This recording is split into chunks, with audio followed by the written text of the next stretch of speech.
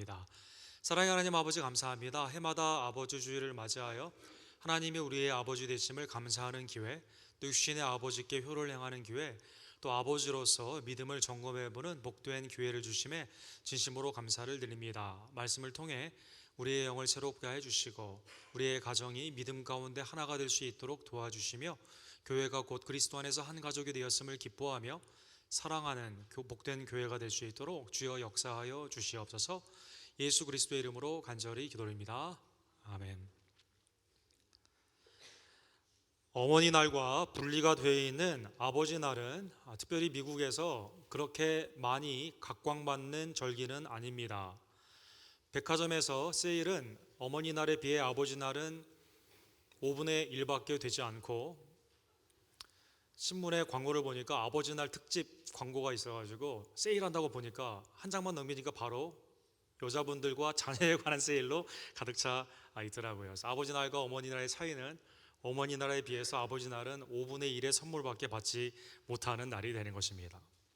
작년에 올해의 사진으로 뽑힌 한 사진이 있습니다. 서울 교육감 선거에서 이제 서울시의 모든 그 교육을 책임지는 그 후보로 나온 한 분이 1위로 쭉 달리다가 그의 딸이 우리 아버지는 실제로는 이런 분입니다 라고 페이스북에 올리게 되었는데, 그것이 파장이 되어 떨어지는 일이 있게 된 것입니다. 가정을 잘 다스리는 것처럼 보이고 자녀들에게, 청소년들에게 본이 되는 것 같은 그 후보가 실제는 가정이 파탄이 되고 자녀에게는 큰 상처가 준 것을 나타내는 기회가 되어서 정치의 허망함을 보여주는 그러한 사건이었습니다. 한국의 프로그램에 보면 아빠를 부탁해라는 프로그램이 있습니다. 그렇게 나이가 많지 않은 40대와 50대 아버지임에도 불구하고 자녀들과 대화를 하기가 상당히 어려운, 세상의 일 가운데는 집중적으로 성공을 했다 하더라도 가정에서는 가정을 위해 희생한다는 그 보람이 자녀들과의 참된 대화 가운데, 그리고 실질적인 사랑 가운데는 별개임을 보여주는 가정의 오늘날의 현실을 잘 보여주고 있는 것입니다. 헨리 밀러라고 하는 아버지에 관한 많은 글과 책을 쓰신 분이 계십니다. 이분이 심리학자신데요, Father Power라는 책을 쓰시게 되었는데, 농경사회에서 기술의 테크놀로지의 사회로 넘어가게 되면서 아버지의 권위와 힘이 약해진다라는 것이죠. 그는 이렇게 재미있게 표현을 합니다. 영어 딕셔너리 단어에 보면 아버지는 앞의 단어와 뒤의 단어를 통해 알 수 있다라는 것입니다. 오늘날의 아버지는 앞의 단어는 뭐냐면 fat head, F-A-T-H-E-A-D, 모른다, 어리석다라는 뜻이고요. 뒤의 단어는 father 다음에 나오는 딕셔너리는 fatigue, 피곤하다라는 것입니다. 피곤하다. 그래서 아버지가 뭐냐? 기술의 사회에 있어서 계속 변화하는 이때 아버지의 권위가 사라지고 받아야 되는 존경을 받지 못하는 이유가 새로운 기술에 대해 잘 모릅니다. 그리고 아버지는 항상 하는 말이 늘 피곤하다라는 것입니다. 우리 아버지 날을 맞이해서 우리 언덕교 아버지들 이날만이라도 하나님 안에서의 피곤함이 아니라 소송함이 있는 날이 되기를 간절히 원합니다. 세상뿐만 아니라 성경에서도 온전한 아버지를 찾기는 매우 어려운 문제입니다. 노아는 방주에서 나와서 처음에 한 일이 하나님께 예배를 드린 것도 있지만 술 취해 자녀를 저주하게 됩니다. 아브라함, 아내 사라를 누이라고 2번이나 속여서 이집트와 아비멜렉으로부터 구원을 얻기를 원한 비겁한 아버지인 것입니다. 만약 이때 어머니 사라가 다른 나라 왕에게 팔렸다면 이삭은 태어나지 못하게 되는 것입니다.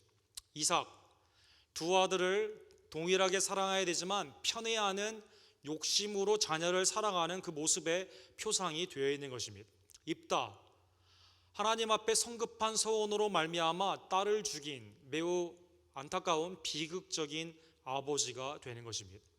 세상에서도 온전한 아버지, 딸아 미안해라고 할 수밖에 없는 아버지로서 온전함이 우리 스스로도 보기에 매우 불편한 날이 되고, 성경에서도 아버지를 찾기가 어려운 그러한 모습 가운데 정말 참 아버지는 무슨 모습인가, 우리에게 굉장히 먼 그러한 제목처럼 보인다라는 것입니다. 이번 주 아버지 주일은 찰스톤에 있는 교회에게는 애통의 아버지의 날입니다. 두 딸의 아버지이며 교회의 담임 목사였던 이 목사님과 더불어 총 9명의 성도들이 피격이 되면서 찰스톤 처치 매스커라고 불리우는 그러한 미국의 아픔을 나타내는 그러한 비극의 현장이 되게 된 것입니다.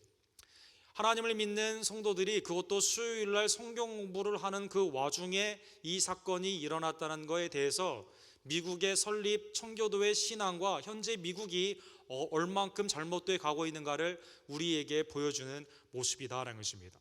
아버지 날, 가정의 기쁨을 누리며 특별히 아름다운 본을 보이는 아버지로서 자녀의 효를 받고 가정이 기쁜 날이 되어야만 되는데, 아버지 스스로도 보기에 부끄럽고 나는 아버지다라고 자녀에게 말하기가 매우 부담스럽고, 또 아버지가 온전한 믿음으로 보여지지 않는 찾기 어려운 이 세상 가운데 마치 아버지가 없는 싱글맘 패밀리처럼 교회에는 참 아버지를 간구하고 있는 것입니다. 여성 대 남성의 비율은 미국이나 한국이나 유럽에 거의 동일하게 60대 40으로 되어 있습니다. 여성이 그만큼 많습니다. 그리고 60대 이상은 70대 30 정도로 여성 편향적으로 가는 이때에 특별히 우리 언덕교회 아버지들의 큰 영적인 부흥이 있기를 간절히 원합니다. 오늘 본문에 보면 아버지의 표상이 되는 이름도 알 수 없는 제일러 빌립보의 간수가 나와 있습니다. 빌립보의 간수가 구원을 받는 과정은 하나님의 놀라운 섭리가 그 가운데 나타나 있는데요. 루디아의 집에 예수 그리스도의 영접을 통한 빌립보 교회가 세워지게 되면서 바울은 새 힘을 얻어 더 복음을 증거하게 됩니다. 17절과 18절에 보면 복음을 증거하는데 이상한 일이 생기게 되죠. 점치는 귀신을 들린 여자 종이 쫓아다니면서 이렇게 말을 합니다. 이 사람들은 지극히 높은 하나님의 종으로서 구원의 길을 너희에게 전하는 자라. 여러분, 이 말은 틀린 말입니까? 맞는 말입니까? 맞는 말입니다. 귀신도 하나님은 한 분이신 것을 안다라는 것입니다. 그러나 온전히 영접하지 않고 믿음으로 고백하지 않는 귀신의 이러한 것들은 복음의 방해가 된 것입니다. 바울이 심히 괴로워하며 귀신에게 이렇게 축사, 캐톨릭에서는 퇴마라고도 하는데요, 엑소시즘을 거행하게 되죠. 예수 그리스도의 이름으로 내가 네게 명하노니 그에게서 나오라 하니 귀신이 즉시 나오니라. 하나님의 권위 앞에, 나사렛 예수 그리스도의 권위 앞에 귀신이 그 명령에 복종할 수밖에 없는, 즉시 그 가운데서 나아가게 된 것입니다. 하나님의 영적인 승리가 빌립보에 매우 급속도로 퍼지게 된 것입니다. 그런데 이 승리 때문에 바울과 실라는 감옥에 가게 됩니다. 21절에서 23절에 보면 이제 이 귀신 들린 점치는 이 여종을 잃어버린 사람들이 소송을 합니다. 로마 사람들은 받기도 어렵고 행하기도 어려운 이 구원의 도를 가르치는 이 사람을 감옥에 가두어야만 된다는 것입니다. 그리고 감옥에 가두게 된 것입니다. 표면적으로는 이 구원의 도, 이 부활의 도를 우리가 듣지도 못하고 그대로 믿고 따를 수가 없기 때문에 감옥에 넣어야 된다라고 말을 하는데, 오늘 본문 19절 앞부분을 보면 이유가 나와 있습니다. 귀신의 점을 치는 그 여종이 막대한 돈을 벌게 했는데요, 돈을 벌지 못하니까 거기에 따라서 실질적인 원인은 그래서 소송을 하여 감옥에 넣게 된 것입니다. 세상은 표면적으로 믿지 않는 여러 가지 이유를 댑니다. 교회를 핍박하는 그 이유가 거창하게 보입니다. 그러나 그 속셈에는 더러운 욕심과 특별히 종교계에 있는 재물의 욕심이 있다는 것입니다. 도널드 트럼프 프라자를 팔려고 했던, 지금 대통령 후보로 나온다고 하죠, 도널드 트럼프가 중국 인베스터에게 그걸 파는 과정이 난항을 겪게 됩니다. 위치도 좋고 건물도 다 좋은데 풍수 지리설에 맞지 않기 때문에 사기가 어렵다라는 것이죠. 굉장히 많은 난항을 겪은 후에 드디어 팔리게 되었습니다. 팔린 후에 이 신문 기자가 물어봤어요. 아니 어떻게 이렇게 팔게 되었냐고. 풍수지리설 때문에 안 산다고 그러더니 어떻게 됐냐고 그러니까 도널드 트럼프가 이렇게 말했습니다. 깎아주니까 금방 사더라. 표면적으로는 거창한 이유는 많이 되는데요, 실제로는 다 자기의 이익과 정욕 가운데 있는 그걸로 이 핑계 저 핑계를 대는 것이 죄인의 모습이다라는 것입니다. 간수에게 명하여 든든히 지키게 하라. 당시의 감옥은 복층 구조로 되어 있었습니다. 간수와 죄수가 한 가옥에 거하는, 여기 사전에 나와 있는 것처럼 맥머타인이라는 베드로 사도와 바울 사도가 아마 여기에 잡혔을 것이다라는 유적이 있고, 이것이 오늘날 박물관이 되었는데요, 위층에는 간수가 삽니다. 아래층과 지하에는 죄수를 가두게 되는, 오늘날로 말하면 가택연금과 같은 그러한 것을 이제 하게 된 것이죠. 간수가 죄수와 매우 가까이 있는 그런 구조 가운데 믿음을 지키기 때문에, 복음을 증거하기 때문에 고난을 받게 된 것입니다. 사랑하는 성도 여러분, 우리에게 하나님이 믿음을 주신 것은 이 땅에서 승승장구하는 현세의 복을 위해 우리를 구원하신 것은 아닙니다. 바울 사도를 부르시는 그 콜링, 소명이 사도행전 9장 16절에 나와 있는데요, 그가 내 이름을 위하여 얼마나 고난을 받아야 할 것을 내가 그에게 보이리라. 선교와 전도와 믿음 가운데 살아가는 경건의 삶에는 이 세상이 예수님을 싫어하고 예수님을 믿는 자들을 싫어하기 때문에 세상에 속해 있는 자들이 핍박을 주게 된다라는 것입니다. 우리의 소명도 마찬가지입니다. 빌립보서 1장 29절에 보면 그리스도를 위하여 너희에게 은혜를 주신 것은 다만 그를 믿을 뿐 아니라 또한 그를 위하여 고난도 받게 하려 하심이라. 세상에서 형통한 삶, 나를 위해 연락한 그러한 삶을 구하는 것은 복음에 합당한 삶이 아니다라는 것입니다. 우리의 부르심에는 고난이 있는 것입니다. 우리의 고난은 하나님께서는 축복의 도구로 쓰시는데요, 고난 가운데 우리가 믿음으로 어떻게 반응하냐에 따라 주위에 있는 사람들이 예수 그리스도를 보게 되는 기회가 되는 것입니다. 오늘 보면 25절에 보면 바울 사도는 너무나 억울하게 감옥에 갔지만 불평하지 않습니다. 오히려 밤에 기도하며 하나님께 찬양을 하게 된 것입니다. 감옥에 밤중에 기도하고 찬양하니까 다른 죄수들이 생각해 보면 여러 죄목으로 들어갔던 죄수들이 보게 되었을 때는 시끄러라고 한다던가, 당장 그만두면 너 안 두면 뭐 어떻게 하겠다고 한다던가. 근데 놀랍게도요, 죄수들이 그 기도와 찬양을 귀 기울여 듣게 되는 것입니다. 모든 죄수들이 그들의 기도와 찬양을 듣게 되면서 하나님은 지진, 흔들림을 통해서 족쇄와 문을 열어주십니다. 이제 위층에 살고 있던 간수가 흔들림 가운데 모든 문이 족쇄가 열려지게 되니까 깜짝 놀랍니다. 죄수는 이번에 뉴욕에서 탈출한 그 죄수들처럼 언제든지 기회만 있으면 도망가려는 생각을 하는 사람들입니다. 당연히 문이 열려지게 되고 족쇄가 풀어지게 되니까 이때다라고 생각하며 도망갈 수 있었을 것입니다. 도망을 가게 되면 간수는 직장을 잃게 되고 그의 죄목으로 말미암아 생명의 위협을 받게 되죠. 그래서 빌립보 간수의 생의 위기 가운데 그는 뭘 택합니까? 가정이나 그 후에 있는 다른 삶을 택하지 않고요, 그냥 차라리 자결하겠다는 생각을 하게 되는 것입니다. 간수에게 있어서 그만큼 직장은 소중한 것이고요, 직장의 실패 가운데 오게 되는 그 후에 있는 피해는 자기가 견디기 어렵다는 판단을 하게 된 것입니다. 그래서 자결을 하려고 한 것입니다. 오늘날의 기업의 실패, 세상 가운데 있는 어려운 일 가운데 생명을 택하지 않고 죽으려고 하는, 실제로 죽는 많은 사람들과 비슷한 위기가 그에게 있었던 것입니다. 이때 바울 사도가 28절에 보면 도망가지 않고, 그리고 바울 사도와 같이 있었던 모든 죄수들이 이상하게도 도망가지 않고 우리가 다 여기 있다 안심하라 라고 말을 하게 되는 것입니다. 죽지 말고 지금도 우리가 다 있으니까 염려하지 말라라는 것입니다. 이러한 배경 가운데 간수, 자유인인 간수가 죄수인 바울과 실라에게 위대한, 우리 모두가 질문해야 되는 절대절명의 질문을 하게 됩니다.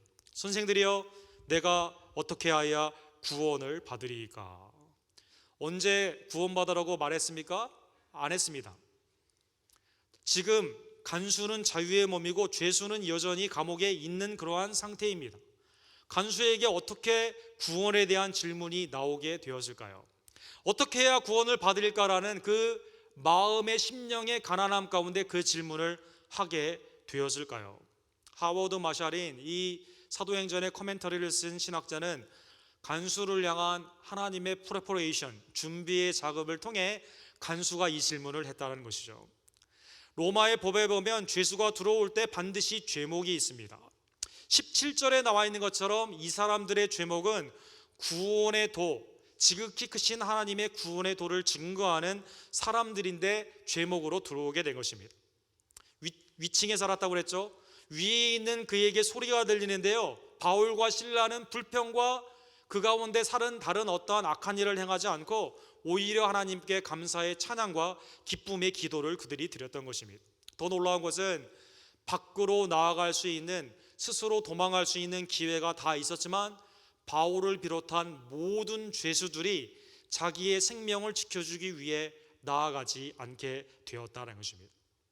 고난 가운데 믿음의 반응이 빌립보 간수의 마음을 열게 하고 절대절명의 질문, 자유인이지만 죄수에게 구원은 해방된다는 뜻인데요, 어떻게 구원을 받아야 됩니까? 해방돼야 됩니까? 라는 질문을 하게 되었다는 것입니다.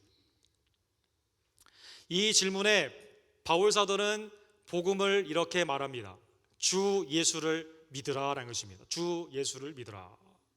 주 예수를 믿으라. 그리하면 너와 네 집이 구원을 받으리라. 헬라의 직역에 보게 되면 너는 주 예수를 믿으라. 그러면 내가 구원을 받으리라. 내 가정도.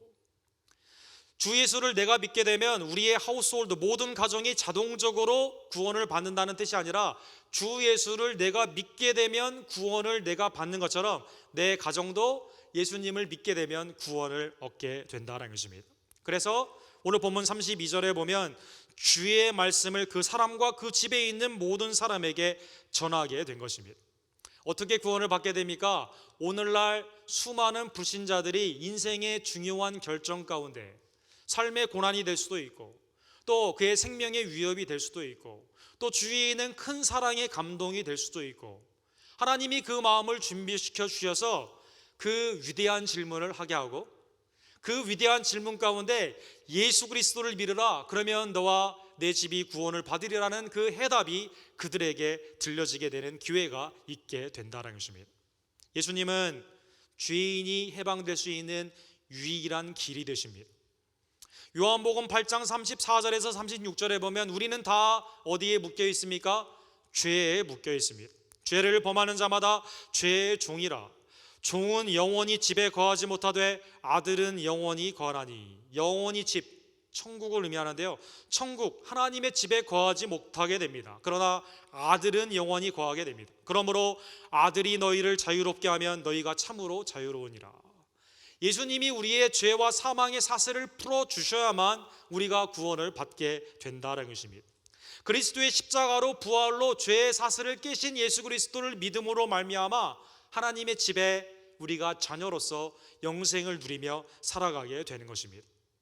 사도행전 4장 12절은 이렇게 더 구체적으로 말을 합니다. 다른 이로서는 구원받을 수 없나니 천하 사람 중에 구원받을 만한 다른 이름을 우리에게 주신 일이 없습니다. 예수 그리스도를, 주 예수를 믿어야만 구원을 받게 되는 것입니다. 다른 어떠한 길이 없습니다. 유일한 길이요 진리요 생명이 되시는 예수 그리스도로 말미암아 구원을 얻게 되는 것입니다. 이 아침에 예수 그리스도에 대해 아직 영접하지 않은 분이 있다면 유일한 길이요 진리요 생명이 되시는 나에게 영원한 안식과 생명을 주시는 예수 그리스도를 믿으시기를 간절히 원합니다. 주님을 믿게 되면 죄의 사슬에서 풀려지게 되는 것입니다. 하나님의 집에 거하게 되는 것입니다. 죄수가 모든 것을 가진 것 같지만, 간수가 모든 것을 가진 것 같지만 죄수에게 영생을 묻게 되는 것처럼, 구원을 묻게 되는 것처럼, 불신자들이 우리가 보는 세상적인 가치로는 모든 것을 가지고 있는 것처럼 보이지만 하나님이 주시는 준비의 과정 가운데, 심령의 가난한 가운데 어떻게 하면 구원을 받을 수 있을까? 질문하는 그때 예수 그리스도를 믿으라고 증거하는 우리 모든 성도님들이 되기를 간절히 원합니다. 이 일로 말미암아 온 식구가 구원을 받게 됩니다. 그래서 오늘 34절에 보면 자기 집으로 올라가서 아래층은 감옥이고 위층은 집인데 위에 올라가서 함께 다 세례를 받고 그 가운데 기쁨의 애찬을 누리게 된 것입니다. 하나님의 놀라운 구원의 은총이 한 사람뿐만 아니라 그 한 사람이 다른 가족을 다 초청함으로 말미암아 빌립보 관수가 형제 자매들 자기의 자녀들을 다 주께로 복음을 듣게 하는 기회를 줌으로 말미암아 마치 사도행전 2장의 오순절에 모든 성도가 성령의 충만함 가운데 구원을 받은 것처럼 고넬료 혼자 구원을 받은 게 아니라 고넬료로 말미암아 그의 아내와 자녀들이 구원을 받게 된 것처럼 루디아 혼자 구원을 받은 게 아니라 루더야의 모든 가정이 구원을 받은 것처럼 빌립보 관수의 모든 가정이 복음을 듣고 믿음으로 말미암아 구원을 받게 된 것입니다. 자, 오늘 본문의 말씀을 통해 세 가지 정도의 적용을 한번 상고해 보기를 원합니다. 첫 번째로 빌립보 관수에게 복음을 증거케 하는 하나님의 놀라운 집요한 그 섭리에 감사하기를 간절히 원합니다. 아시아의 길을 막으시고 유럽의 길을 트시고 루디아를 통해 교회를 세우시고 복음을 증거케 하시며 감옥에 들어옴으로 말미암아 오히려 복음을 증거하게 하시는, 그래서 빌립보 관소와 그 식구들을 구원하시는 하나님의 놀라우신 집요한 그 죄인을 찾으시는 그 은혜, 나를 구원하기 위해서 아들을 보내주시고 복음을 먼저 믿었던 자들을 나를 찾아주시고 나에게 믿음을 주신 그 하나님을 감사하기를 간절히 원합니다. 하나님 아버지의 이러한 놀라운 집요함이 그 섭리가 우리를 구원케 하여 주신 것입니다. 요한복음 3장 17절에 하나님이 그 아들을 세상에 보낸 것은 세상을 심판하려 하심이 아니요 그로 말미암아 세상이 구원을 받게 하려 하심이라. 주님은 여러분과 저의 구원을 위해 아들을 보내주시고 복음의 전도자들을 보내주시고 우리에게 마음의 가난함을 허락하여 주셔서 주님을 믿을 수 있는 그 은혜를 허락하여 주신 것입니다. Hound of Heaven, 하운드는 사냥개죠. 천국의 사냥개라는 유명한 시를 쓰신 분이 계십니다. 이분은 프랜시스 탐슨이라고 불리는 영국의 3대 시인 중에 한 분입니다. 이분은 원래 사제가 되기를 원했어요. 그러나 서품을 받는 그때에 사제를 거절하게 됩니다. 다른 거를 하고 싶었다고 합니다. 그래서 의대에 갔습니다. 의사가 되는 직전에 그는 안타깝게도 마약에 손을 댑니다. 아편 중독자가 된 것입니다. 똑똑하고 총명했던 젊음은 사라지게 되고 폐인으로 길거리에 주저앉게 된 것입니다. 더 이상 하나님을 찾지도 않고 죄인의 증거인 수많은 악한 열매가 맺고 있는 그때 하나님께서는 복음을 다른 사람들을 보내주셔서 듣게 하시고 드디어 예수 그리스도를 다시 영접하게 된 것입니다. 그래서 그의 경험을 하나님이 천국의 사냥개를 보내듯이 나를 집요하게 찾으셔서 구원하셨구나라는 그 시를 쓰게 된 거예요. 그 시의 중간에 보면 이런 말씀이 나옵니다. 나는 그에게서 도망쳤습니다. 밤과 낮의 빌탈길 아래로, 세월의 다리 아래로, 내 마음의 미로 속으로, 눈물의 안개 속에 그를 피해 숨었습니다.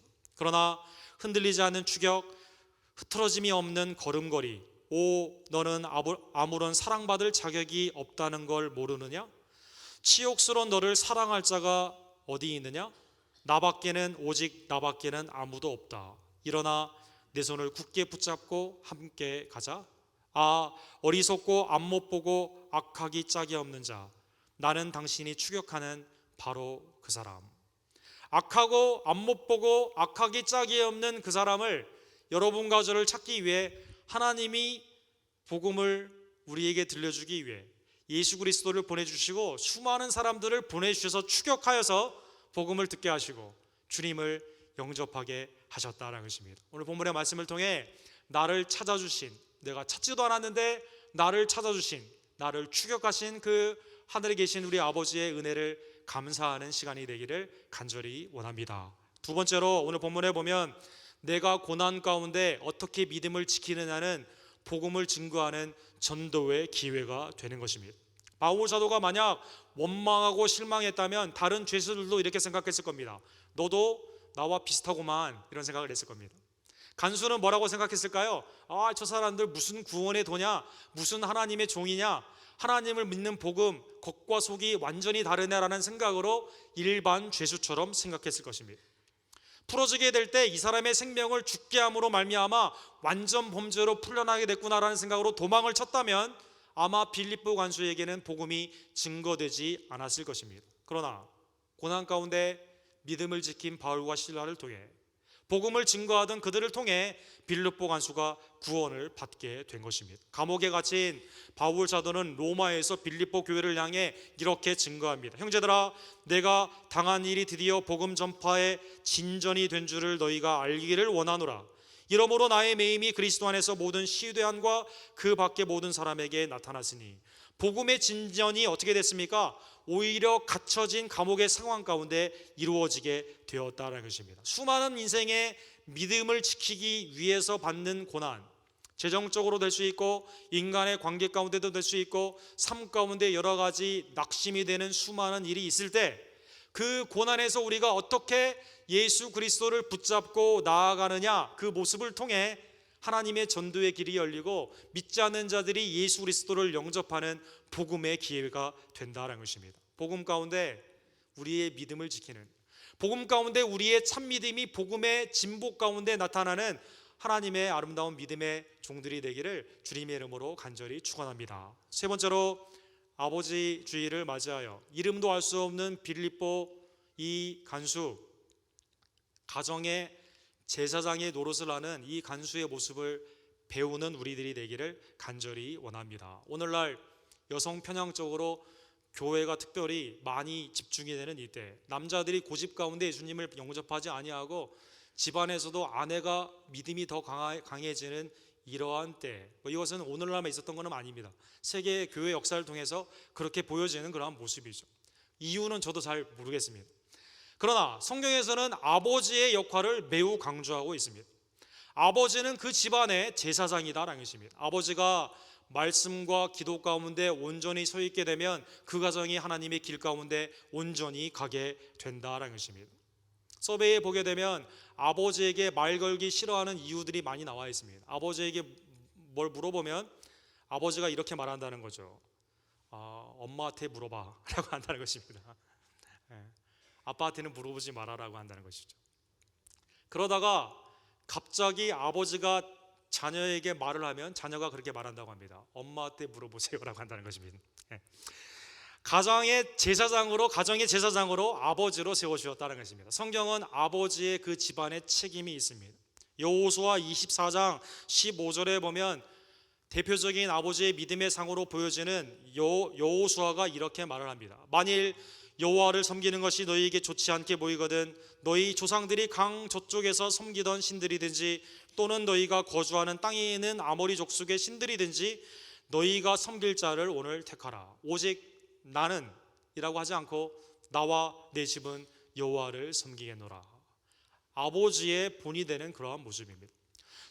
천국에 하늘에 계신 우리의 아버지를 섬기는 이 땅의 아버지들은요, 아버지를 온전히 섬기는 믿음을 자녀에게 보여주는 첫 번째 전도자며 미셔너리, 선교사로 하나님은 가정에 심어 주신 것입니다. 우리의 자녀에게 여호수아처럼, 고넬료처럼, 이름도 알 수 없는 오늘 빌립보의 그 간수처럼 복음을 듣고 자녀에게 증거해 주는 믿음의 선택 가운데 자녀들이 믿음으로 나아가는데 본이 되는 아들과 딸은 딱 두 가지만 할 수 있다고 합니다. 어머니한테 본 거와 아버지한테 본 것만 할 수 있다고 합니다.